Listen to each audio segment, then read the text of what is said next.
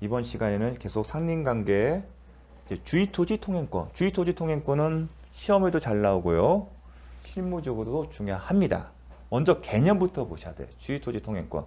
자, 어느 토지와 공로 사이에 먼저 포인트는 그 토지의 용도에 필요한 통로가 없는 경우에 그 토지 소유자는 주위의 토지를 통행 또는 통로로 하지 않으면 공로에 출입할 수 없거나 아니면 과다한 비용을 요하는 때는 그 주위의 토지를 통행할 수 있고 필요한 경우에는 통로를 개설할 수 있다.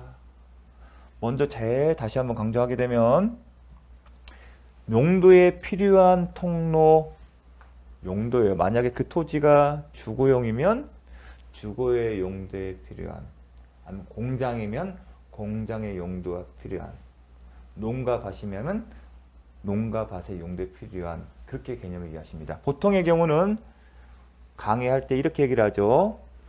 이런 식으로 공로, 즉 도로가 있어요. 근데 옆에 A 소유 토지가 있어요. 근데 B 소유가 있어요. 자, 이렇게 있습니다. 자, A는 여기 바로 인접해 있으니까 자기가 통로를 할 수가 있죠. 근데 B는 이 소유 토지를 통과하지 않으면 이 공로에 갈 수 없는 경우입니다. 그리고 이 B 소유 토지와 용도가 주거, 공장. 공장이라면 통행이, 이 공로의 출입이 관련 진출입이 가능하겠죠. 출입과 일상생활, 이 주거면 주거생활 필요한, 아니면 공장이라면 공장의 용도에 필요한 통행이 필요합니다. 그럴 때 이런 상황에 이 공로에 출입할 수 있는 게 주의토지 통행권인데 뭐라고 써있지 아까? 또 하나 그 용도에 필요한 통로가 없는 경우죠. 없는 경우입니다. 아니면 가담 비용을 드는 경우. 그때 뭐라고 했죠? 통행 또는 통로를 이런 표현을 합니다. 통행은 말하면 A가 이렇게 여기 자기 집을 여기다 지어놓고 이 옆에다가 개인이 사적으로 잘 갖고 놓고 자가를 깔아 놓거나 아니면 콘크리트 타설을 한 거예요. 즉 왔다 갔다 자동차가 다닐 수 있을 정도로 아니면 사람이 보행할 수 있도록 통로를 이미 통행로를 만들어요. 그런 경우에는 통행을 할 수 있다는 거고요. 통로는 뭐냐면 기존에 깔아놨지만 이 용도에 사용하기에는 적합하지 않게 되면 이 토지에 통로를 만드는 거예요. 통로를. 여기 사용에 적합하게 통로. 아니면 여기에 어떤 통로가 없어. 이런 통로 없으면 이 통로를 아예 깔아놓거나 기존에 통로가 있다 하더라도 적합하지면 확장시키는 거. 이게 통로 개념입니다. 그러니까 통행과 통로가 어떤 개념인지를 먼저 구분하셔야 합니다. 그게 시험에 나오지는 않지만 좀 그거의 감을 잡고 읽으셔야 개념이 이해하시는 데 도움이 될 겁니다. 자, 다시 한번 보겠습니다. 토지 용도에 필요한 통로가 없는 경우 강조했습니다. 그런 경우에 통로하자면 출입할 수 없거나 가다한 비용할 때는 뭘 할 수 있다? 통행할 수 있고 통행할 수 있다는 개념이 있죠? 이미 통행할 수 있는 통로가 있다는 얘기입니다. 아니면 그 통로가 없으면 필요한 통로를 개설할 수 있다는 얘기입니다. 주의토지 통행의 경우에는 통행이라고 써있지만 통행을 하거나 통로를 개설할 수 있는 거구나, 내용이. 우리가 착각을 많이 하는데 통행권이니까 통행하면 그냥 지나다닌다 그렇게 생각하는데 통행권에는 통로도 개설다. 통로 자체가 없으면 새로 까는 거고 통로가 있다 하더라도 그 토지의 용도에 적합하지 않을 때는 확장을 하는 겁니다. 그런 개념까지 포함되는 겁니다. 자, 또 하나 주의토지 통행권 이제 시험 포인트입니다. 요건이 좀 당연히 성립된다 계속 합니다. 상린관계 규정은 당연히 성립된 거고 중요한 건 그 다음에 요건이 없어지게 되면 당연히 소멸합니다. 요게 중요합니다. 당연히 요건을 갖추면 당연히 성립되고 요건이 없어지면 뭐한다? 당연히 소멸된다는 거. 이게 시험에 잘 출제됩니다. 어떻게? 자, 기출문제 보겠습니다. 포위된 토지가 어떤 경우냐면 공로가 있고 여기죠. 이게 포위된 토지예요. 이 토지에 대해서 이제 공로가 생겼다는 겁니다. 어떤 식으로? 이런 식으로.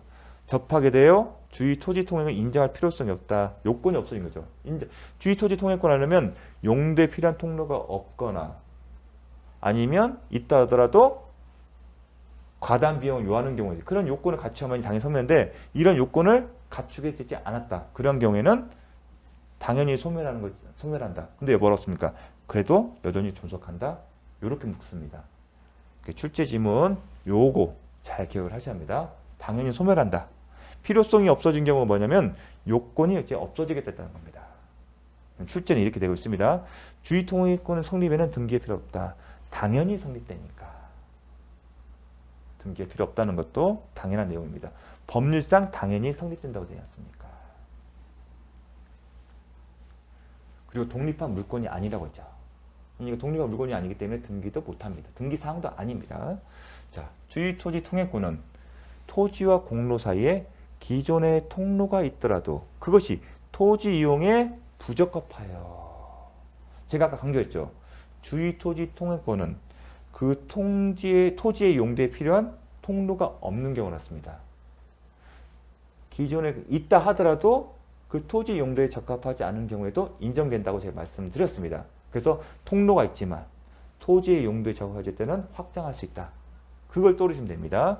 통로가 있더라도 그것이 토지 이용에 부적합하여 실제로 통로에 충분한 기능을 못한다. 그 얘기가 뭐냐면 토지 용도에 필요한 통로가 없는 경우입니다. 그러니까 용도가 없으면 아예 처음부터 없다고 생각하는데 그러한 경우뿐만 아니라 기존 통로가 그 토지 용도에 적합하지 않은 경우도 마찬가지라는 것. 이게 그래서 이것도 잘 나옵니다. 자, 토지의 공로에 토지 용도에 필요한 도로가 없는 경우의 개념인 거죠, 결국은. 없는 경우라면 아예 자체에 통로가 없는 경우도 있지만 통로 자체가 아예 처음부터 없는 경우도 있겠지만 기존 통로가 있다 하더라도 토지 이용에 부적합한 경우에는 그 경우에도 용도에 필요한 도로가 없는 경우에 해당된다는 것을 기억하셔야 합니다. 상당히 중요합니다.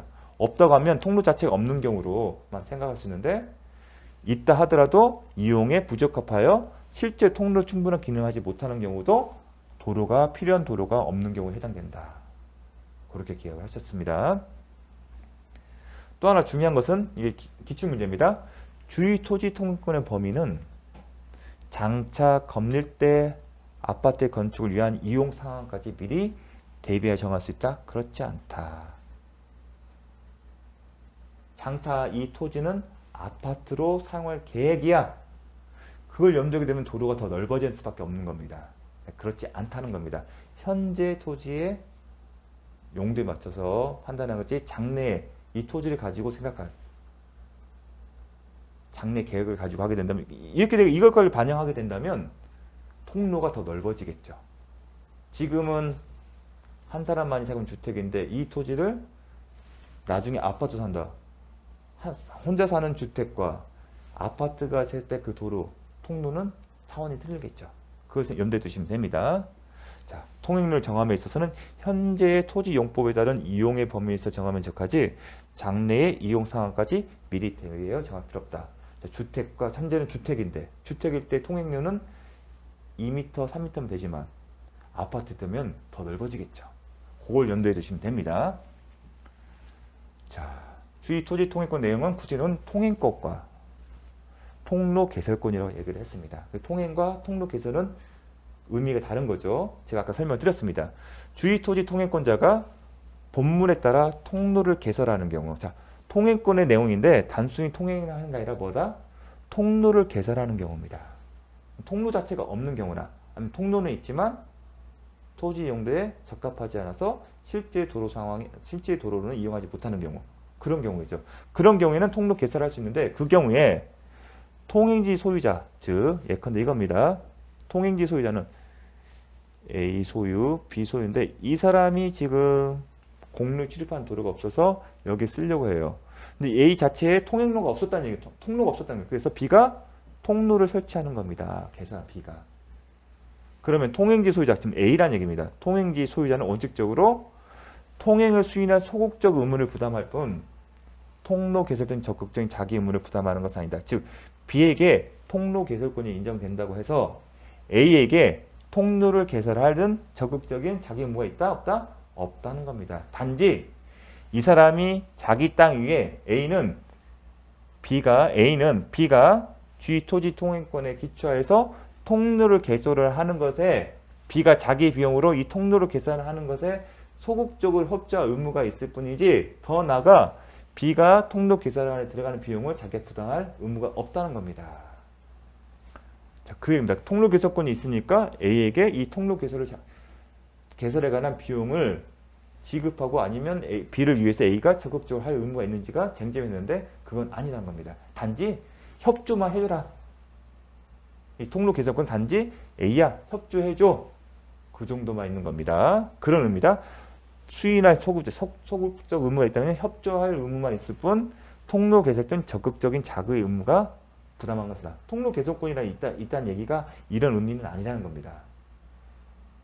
다만 자, 통로를 개설하려고 하는데 여기에 A가 장애물을 해놨어요. 장애물. 통로를 개설하려면 이거를 제거를 하잖아요. 즉 A가 설치한 요거 담 때문에 통로 개설에 방해된다면 그 경우는 다르다는 거예요. 그 경우는 요거를 제거할 비용이 있다는 겁니다. 개설 비용이라 요거를 제거할 비용이 있다. 제거할 책임이 있다는 겁니다. 그 얘기입니다. 다만 통행지 소유자가 A가 주의토지 통행권의 통행에 방해가 되는 담장을 축조를 했어요. 그러한 경우에는 주의토지 통행권의 기능을 발휘하기 위하여 통행지 소유자가 요것을 철거할 의무는 있다. 철거 의무는 있지만 더 나아가 통로를 개설할 의무까지는 없다. 그 구별해서 얘기를 하십니다. B에게 통로 개설권이 있다는 얘기가 A에게 이 통로를 개설할 적극적 의무가 있다는 의미는 아닙니다. 또 하나, 다만 A가 이 통로 개설에 방해가 되는 담을 설치했다면 요 담은 철거 의무가 있다는 거. 구별하셔야 합니다. 요게 시험에 나옵니다. 요 문장, 이 지문은 정말 잘 나옵니다. 자, 어떻게 나오는지 볼까요? 주의토지 통행권이 인정되는 경우 통로 개설 비용은 원칙적으로 통행권자가 부담해야 한다. 그렇죠? 통행지 소유자가 아닙니다. 통행지 소유자가 부담한다고 한다면 틀립니다. 자, 통행지 소유자가 주의토지 통행권에 기한 통행에 방해가 되는 담장을 설치한 경우 통행지 소유자가 그 철거물을 부담한다. 이건 맞습니다. 이건 통로 개설이 아니죠. 통행에 방해되는 담장을 제거하는 거기 때문에 주의토지 통행권자는 통행에 필요한 통로를 개설하는 경우 개설이나 그 유지 비용을 부담해야 한다. 맞는 질문. 요 세 가지 잘 기억을 해 주십시오. 자, 주의토지 통행권은 토지 소유자뿐만 아니라 지상권자, 전세권자 인정된다. 지금 배우고 있는 임시사용 청구권, 수도 등 시설 청구권, 주의토지 통행권 소유자뿐만 아니라 누구다? 지상권자, 전세권자 인정된다는 거 잘 기억을 해 주십시오. 다만 명의신탁자에게는 자, 유효한 명의신탁입니다. 명의만을 신탁한다. 자, 명의신탁하면 나중에 부동산 실명법 할 때 배울 텐데 자, 유효한 명의신탁이면 신탁자와 등장하는 당사자는 신탁자와 수탁자가 있습니다. 유효한 명의신탁자이면 어떤 법률이 있으면 대내적으로는 이렇게 해주죠. 대내적으로 소유자는 신탁자이고 대외적으로는 소유자가 수탁자다. 이게 핵심 포인트입니다. 유효한 명의신탁의 경우에는 대내적인 소유자는 신탁자이고 대외적인 소유자는 수탁자가 됩니다. 등기부상에 지금 소유자는 수탁자로 되어 있거든요. 유효한 명의신탁에 있을 때 등기부상 소유자는 수탁자로 되어 있습니다. 그 경우에 대내적으로는 신탁자가 소유자이고 대외적으로는 수탁자 소유자. 왜냐하면 등기부상 대외적인 뭐냐면 제3자의 관계예요. 이들 당사자가 아닌 이들을 제외한 제3자 관계에서는 등기부상 수탁자로 되어 있기 때문에 대외적으로는 소유자를 누구로 본다? 수탁자로 보는 거고 다만 대내적으로는 누구로 본다? 신탁자와 수탁자 사이에서 누구를 소유한다? 신탁자로 보는 겁니다. 이게 유효한 명의신탁 약정의 효력입니다. 나중에 배울 겁니다. 하지만 이건 반드시 기억해 주십시오. 네, 명의신탁자에게는 주의토지 통행권이 인정되지 않습니다. 왜냐하면 대외적으로는 소유자는 누구이기 때문에 수탁자이기 때문에. 주의토지 통행권은 대외적 관계거든요. 대외적으로는 수탁자와 소유자이기 때문에 그 사람 사이에 있어서 주의토지 통행권이 인정되는 것이지 신탁자가 아니다는 거. 왜냐면 인지사 옆에 있는 사람이잖아. 다른 사람과의 관계잖아요. 신탁자, 수탁자 사이 문제가 아니지 않습니까? 주의토지 통행권은 신탁자와 순탁자가 아닌 수탁자와 제3자 사이 관계 문제이기 때문에 그렇습니다. 당연한 얘기입니다. 이것도 기억을 해주십시오. 분할 또는 일부 양도의 경우. 자, 요것도 참 중요합니다. 분할 또는 일부 양도의 개념을 먼저 보겠습니다. 분할은 공유물 분할을 생각하시면 되는 거고요. 일부 양도는 한 명의 소유자가 하나의 필지를 한 필지 소유자가 자신의 토지를 분할해서 일부만을 양도하거나 아니면 여러 필지를 갖고 있는데 한 필지만을 양도하는 경우. 그러한 경우에 합니다. 자, 종전에 주의토지 통행권을 인정되면 뭐가 있냐면 대신에 통행지 소유자에게 통행권자는 대가를 지급해야 돼요. 유상이에요. 여기엔 설명을 안 했지만 원칙으로는 유상이에요. 하지만 예외적으로 이 경우 분할 또는 일부의 양동에 의는 무상이에요. 이게 특징이에요. 이걸 기억하셔야 합니다. 그러니까 무상인 경우에는 분할 또는 일부 양도의 경우예요. 주의토지 통행권은 원칙적으로 통행권자는 통행지 소유자에게 뭔다? 돈을 줘야 합니다. 그게 유상입니다. 하지만 분할 또는 일부 양도의 경우 주의토지 통행권자는 통행지 소유자에게 돈을 주지 않아도 된다. 무상입니다. 그게 하나의 포인트입니다. 또 하나 뭐냐면 그럼 이 무상의 주장은 누구에게 대해서만 주장할 수 있는지 누구의 사에서만 그걸 주장할 수 있는지가 하나의 쟁점입니다. 자, 볼게요. 분할 일부 양도는 일단 어떤 경우냐면 이런 경우입니다. 도로가 있어요. 갑과 을이 공유를 하고 있어요. 갑과 공유를 했는데 공유면 공유 분할이 가능해요. 공유 분할해서 어떻게 나눠졌다? 갑, 을이에요. 공유 분할했어요. 이걸 한 필지를 갑과 을이 공유했는데 분할은 뭐냐면 공유자가 협의나 아니면 분할 청구 소송을 통해서 이렇게 분할이 된 겁니다. 그래서 여기는 갑이 갖고 여기는 을이 갖대. 근데 을이 출입을 못합니다. 그럼 이 사람이 주의토지 통행권을 갖고 있는데 분할의 경우에는 어떻게 된다? 통행지 소유자에게 돈을 줄 필요 없다. 즉 무상이라는 겁니다. 이게 분할입니다. 일부 양도는 이겁니다.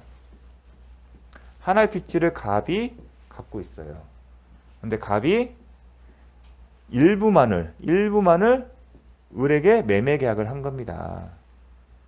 그래서 분필 절차를 밟아서 갑과 을로 되는 거고 을이 통행료를 갈 수가 없기 때문에 그 경우에 주의토지 통행권인데 이 경우는 뭔다? 무상이 된다는 겁니다. 이 경우 못 오면 그게 무상을 하는 게 갑의 입장에서는 분할되는 양도든 예측이 가능했고 당연히 무상으로 했다는 게 잠정적인 의사표시입니다. 어떤 경우냐면 임야를 전원주택으로 만드는 경우가 있어요. 그런 경우 이런 경우가 많이 생깁니다. 그게 분할과 양도로 인한 경우입니다. 읽어보겠습니다. 분할 또는 일부 양도로 인하여 공로에 통하지 못하는 토지가 있는 때는 그 토지 소유자는 공로에 출입하기 위하여 다른 분할자의 토지를 통행할 수 있을 경우 보상 의무가 없다. 무상이다. 이게 첫 번째의 쟁점 하나입니다. 이게 가장 큰 특징입니다. 어떤 경우에요? 어떤 경우냐면 분할 또는 일부 양도. 아까 하나의 일부 양도 하나의 필지가 있는데 이런 경우도 됩니다. 공로가 있고 이게 갑 소유였어요. 여러 필지에서 갑이 다 소유하고 있어요. 그럼 갑의 입장은 이게 사실상 하나의 필지랑 마찬가지예요. 그런데 요게 하나만 을에게 양도한 경우에도 가능합니다. 일부 양도에 해당됩니다. 거기까지는 시험에 안 나왔지만 좀 개념적으로 나중에 실무에서도 도움이 되기 때문에 설명을 드렸습니다. 자, 이게 하나 쟁점이고 두 번째 쟁점이 뭐냐면 이런 경우입니다. 분할로 했을 때 이런 경우가 생길 수 있습니다. 갑과 을이 공유를 하고 있었어요. 그리고 분할이 이루어졌어요.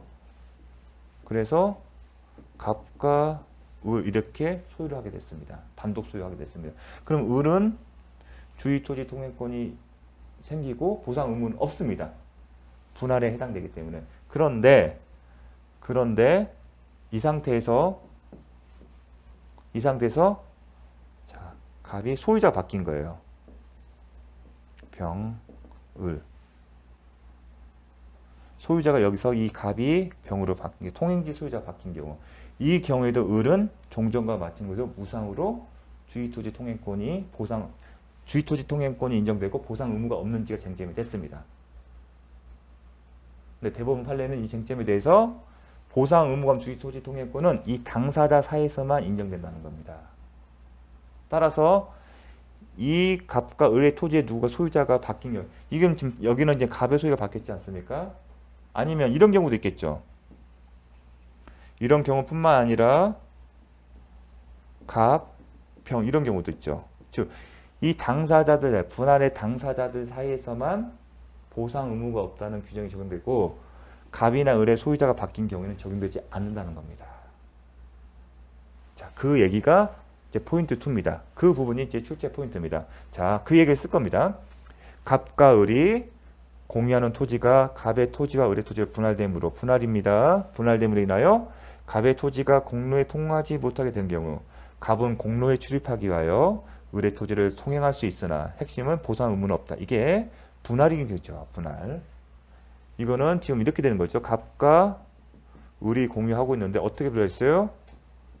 을, 갑이 된 거죠. 그러면 갑의 입장에서는 주의토지 통행권이 있는데 보상 의무가 없다. 그 얘기를 물어본 겁니다. 이게 첫 번째 포인트고, 두 번째 포인트. 분할 또는 일부 양도 후 포위된 토지. 무상 통행권의 이익을 누리는 토지입니다. 즉, 이 사안에서는 갑입니다. 이 토지가 포위된 토지입니다. 포위되었기 때문에 통행을 못한다. 그렇게 얘기하십니다. 포위한 토지는 무상 통행권의 부담을 지은 게 을 토지입니다. 소유권이 특정 승계, 즉 을과 갑의 뭐예요? 소유자가 바뀐 경우에도 보상 의무가 없다는 규정이 적용될 수 있는지가 하나의 쟁점이 있는데 어떻게 된다? 무상주의 통행권에 관한 민법 220조 규정은 토지의 직접 분할자 또는 일부 양도의 당사자 사이에서만 적용된다. 아까 얘기했잖아요. 이게 포인트 2입니다. 따라서 포위된 토지나 아니면 포위한 토지의 특정 승계인은, 즉 특정 승계는 뭐죠? 포괄 승계가 아니라는 얘기죠. 포괄 승계 상속이죠. 특정 승계는 매매, 교환, 증여로 소유자가 바뀐 경우입니다. 그런 경우는 적용되지 않는다는 겁니다. 요게 포인트 2입니다. 정말 잘 나옵니다. 요 부분 잘 기억을 해주십시오. 그래서 제가 이해를 하기 위해서 계속 사례를 들었습니다. 그래서 여기나 여기 둘 중 하나의 소유자가 바뀐 경우에는 적용이 안 된다는 겁니다. 주의토지 통행권이 인정되되 이제 유상이라는 겁니다. 자, 당사자 사이에서만 그 특정 승계는 적용되지, 포괄 승계 당연히 적용됩니다. 특정 승계에서만 적용하는 거. 소유자가 바뀌었는데 소유자 변동의 원인이 상속이다. 상속일 땐 계속 보상 의무가 없습니다. 어떤 경우냐? 특정 승계는 뭐죠? 매매나 상속이 아닌 포괄 승계가 아닌 경우가 특정 승계인데 예컨대 매매, 교환, 증여 같은 경우입니다. 그래서 특정 승계 적용되지 않는다. 자, 여기까지 해서 주의토지 통행권을 이 부분이 출제 범위였습니다. 이 부분을 잘 정리해서 기억해 주시기 바랍니다.